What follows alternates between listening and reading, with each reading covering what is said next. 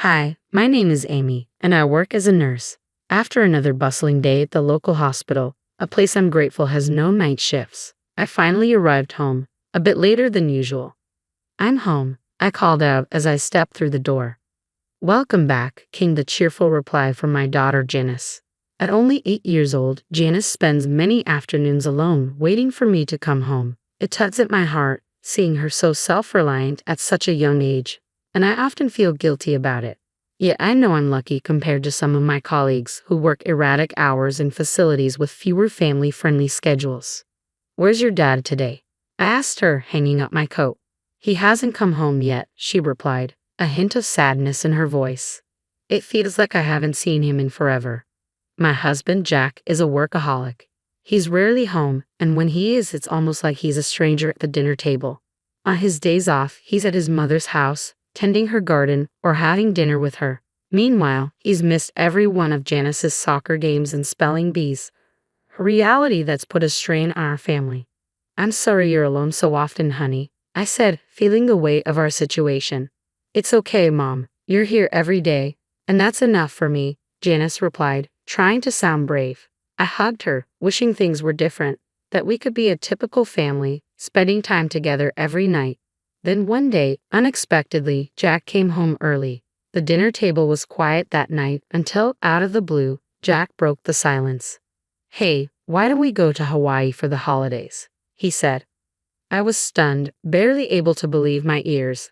After all this time, Jack was suddenly proposing a family trip. We hadn't taken a proper vacation in years. Janice was over the moon. We can go to Hawaii. I want to go. I want to go, she shouted excitedly, her happiness infectious. Reluctantly, I agreed. I had mixed feelings about it, especially when I realized that Jack had planned the trip around his mother Charlotte's birthday. Despite my reservations, I couldn't deny Janice this opportunity. The day of the trip arrived, and both Jack and I were busy with work.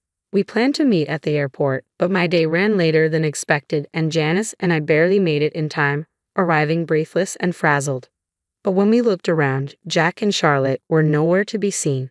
Confusion turned to frustration. Where could they have gone? I tried calling Jack's phone, only to get a recorded message saying it was off or out of range. Worried, I approached the airline desk for help. Then a staff member approached me. Are you Amy Martin? She asked. Yes, I replied, startled. I was asked to give this to you, she said, handing me a small note. I unfolded it, feeling a pang of dread as I read Charlotte's scrawled words. It'll just be the two of us on this trip. If you can't be on time, we won't wait for you. Why don't you just camp out somewhere? Bye, Charlotte. My heart sank. Janice looked up at me with wide, anxious eyes. What's wrong, Mom? Trying to shield her from the truth, I forced a smile. Oh, it's nothing, sweetie. It looks like your dad and Grandma went ahead without us. I'm sorry, but it seems we can't go to Hawaii. But can't we get on another flight and go after them? She asked, hope gleaming in her eyes. I hesitated. The cost of a last-minute flight was more than I could afford. Yes, we can try, I replied, hoping my voice sounded convincing. Just then, a commotion nearby caught my attention. An elderly man collapsed a few steps in front of us. Instinctively, I rushed to his side, my nurse training kicking in. His breathing had stopped, and I quickly cleared his airway, finding it blocked by a bit of vomit. Please, someone call an ambulance, I shouted, administering first aid. Paramedics arrived swiftly, and the man was taken to the hospital, where he regained consciousness. Later, he looked up at me and asked, Were you the one who saved me? Well, yes, I replied modestly, a mix of relief and pride filling my heart. I just did what anyone would do, I replied, modestly brushing off the praise. That's not true, Raymond said, a mix of relief and gratitude softening his face. Thank you so much. I thought I was done for. He introduced himself and insisted on showing his appreciation, though I assured him it was all in a day's work. After a few minutes of chatting, Raymond asked, Were you traveling somewhere? His question brought me back to the reality of our situation, and I wondered how best to explain the chaotic turn of events that led us here. Yes, we were supposed to catch a flight to Hawaii, I said, feeling a wave of disappointment. But we missed it. We were already running late because of my work schedule. Raymond's expression grew sympathetic. That's a shame. I bet your daughter was excited, he said, glancing at Janice. Why don't you just get another ticket? Embarrassed, I admitted, the truth is, we can't really afford to buy another one right now. I gave him a small, sad smile, not expecting anything from the conversation. Raymond seemed to consider this for a moment, then nodded with resolve. As a thank you for saving my life, let me buy your tickets. That way, you two can still make your trip. Oh no, I couldn't accept that, I protested, but Raymond was already calling over an airline staff member. After a quick conversation on the phone, he returned, smiling. If I don't thank you properly, I'll never rest easy, he insisted, half joking. Just then, the note from Jack and Charlotte fell from my pocket, slipping away unnoticed in the commotion.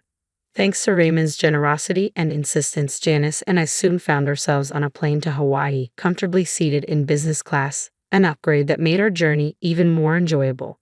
When we landed, I realized I hadn't confirmed where Jack and Charlotte were staying, a nagging oversight as we collected our luggage.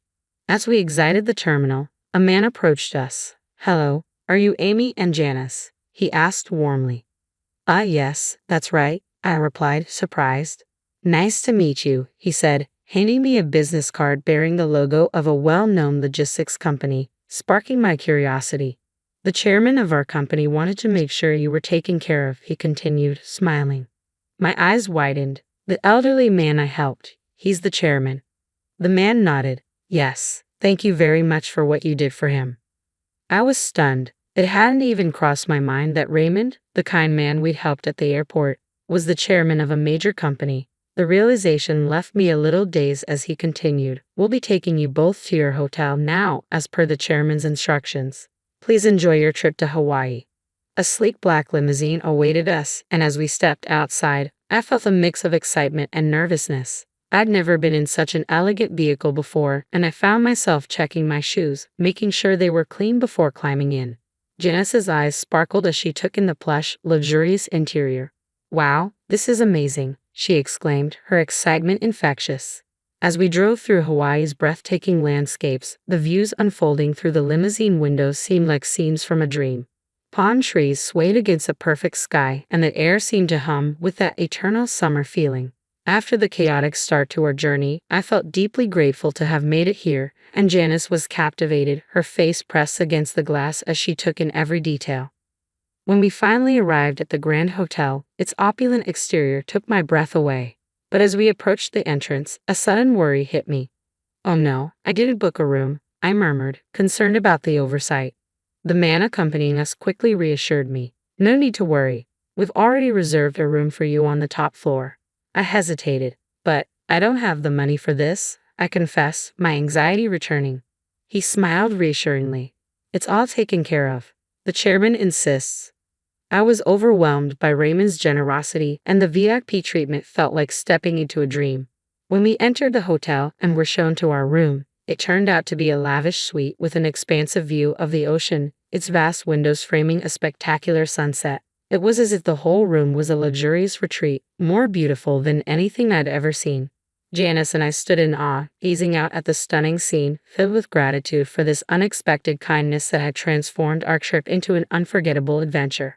During our stay, we were assigned a dedicated staff member who was always available to help with any need. Each meal was a work of art. On one memorable evening, they prepared an exquisite steak right before us, turning dinner into a culinary performance that left us speechless. After such a lavish meal, Janice and I wandered around the hotel lobby, admiring the decor, when we suddenly heard a commotion nearby. Drawn by the raised voices, we moved closer to see what was happening, and to my surprise, I saw my husband Jack and my mother-in-law Charlotte in a heated exchange with the hotel staff. Confused, I called out, "Hey, what are you both doing here?" They turned, equally shocked. "Amy, why are you here?" Jack asked, his voice tinged with confusion. "We came here as planned," I replied, feeling my own confusion rise. "But why did you send that harsh note? You were the one who suggested this trip." Jack glanced at Charlotte, as if searching for backup, but then faltered. "Well, you were late. It's your fault," he stammered, trying to justify. Anger and sadness welled up in me. Yes, we were late, but telling us to just camp out was uncalled for. That wasn't right. Charlotte stood by, unmoved, which only deepened my sense of betrayal. Turning back to the hotel staff, I asked, "What's going on here?" Jack looked frustrated as he explained, "They won't let us check in. I don't understand why. Sensing we needed answers, I addressed the hotel staff member directly. Is there a problem? The staff member's tone turned serious. We were informed that these individuals abandoned our important guests, your daughter and yourself. As per our instructions, we're not permitted to offer them accommodations. In an instant, the pieces fell into place. Raymond's influence was clear. As the chairman of a major company and a man of strong principles, he'd evidently taken a protective stance toward us. Jack and Charlotte's faces reflected both shock and confusion as they began to understand the depth of Raymond's involvement. What is going on here? Jack muttered, looking both bewildered and uneasy. It's a long story, I explained, but essentially, Raymond's making it clear he won't tolerate what you did to us. This trip had taken an unexpected turn, revealing complexities in our relationships, and a surprising ally. Jack shook his head, clearly puzzled. Who even knows about all that? Reaching into my bag, I pulled out Raymond's business card, the one given to me when we arrived. Jack's face drained of color as he read the name. This is from a major client of mine, he stammered, his hands beginning to shake. Charlotte turned pale too. Are you saying you know the chairman of this company? Yes, I replied. I helped him when he collapsed at the airport, and to thank us he booked our flight and this hotel. Charlotte's face lost all color, and she seemed to sway on her feet. Mom, are you okay? Jack asked, reaching out to steady her. I approached cautiously, concerned despite the tension. He's in the same gym club as me, Raymond explained. I see him occasionally, and everyone there respects him. But what a coincidence this is. Charlotte was visibly shaken by the unexpected connection, while Jack simply nodded, stunned. Such a small world, he murmured, feeling the weight of it all. Before this encounter, I had no idea there was any link between Raymond and Charlotte, but when Raymond had discovered the note I dropped at the airport, it became clear. He picked it up and read it, his expression shifting to disbelief. Amy, what on earth is this? He'd asked, his voice mixing shock and disapproval. Hesitantly, I explained how Jack and Charlotte had left us behind. His reaction had been immediate. How horrible, unforgivable, he declared, his tone leaving no room for doubt. From then on, his actions reflected a clear stance on our situation. As Raymond pieced together the details, he asked, Is your mother-in-law's last name Martin? Charlotte Martin? Yes, that's her, I confirmed, still reeling from the series of revelations. Raymond nodded, saying he knew Charlotte from his gym and expressing his disbelief that she would abandon family. Turning back to Jack and Charlotte, I couldn't suppress a smirk at the irony. Well, since you two plan to go on this trip together, I guess Janice and I will just enjoy it on our own, I said. Charlotte, maybe you could camp out here for a night under the Hawaiian stars. How's that sound? That's terrible. You're the rudest person ever. They protested, clearly missing the irony of having their own words thrown back at them. They called me rude, yet it was their dismissive message that had started this. I chuckled, taking Janice's hand. Let's go, I said, leaving them behind as the hotel staff firmly turned them away. We don't have rooms for you both at this hotel, they were told, finally forced to leave. And so Janice and I enjoyed our trip, just the two of us. The bond between Janice and her father was nearly severed, and I felt no urgency to repair it. Raymond's kindness in making this vacation possible had turned what began as a troubling experience into a beautiful adventure, one that refreshed and delighted us both. When we returned home, we were full of gratitude and happy memories. Jack, however, returned looking exhausted and defeated. As it turned out, Raymond's influence extended further than I'd imagined. No hotel in Hawaii had been willing to take them in, leaving Jack and Charlotte to camp outdoors. Jack also faced repercussions at work when his boss informed him that Raymond's company was considering canceling their contract due to his behavior. Meanwhile, Charlotte's gym friends grew distant, treating her coldly enough that she eventually left the club altogether. Once dedicated to fitness, she now spent her days in front of the television, a shadow of her former self. This ordeal made it clear that our marriage was over. We decided to divorce, with Janice's custody naturally going to me. I didn't seek alimony or child support, confident in my ability to support her on my own. It all felt surreal, as if fate itself had guided these events. Being late to the airport that day had led me to meet Raymond, an acquaintance of Charlotte's, and that simple act of kindness had brought us an unforgettable vacation. Looking back, I felt no regrets. Jack's priorities had always clashed with mine, often putting Charlotte's needs above ours. Now, with Janice by my side, I felt complete. The joy she brought me outweighed any sorrow from the past, and together, we looked forward to a happy, fulfilling future. Just the two of us.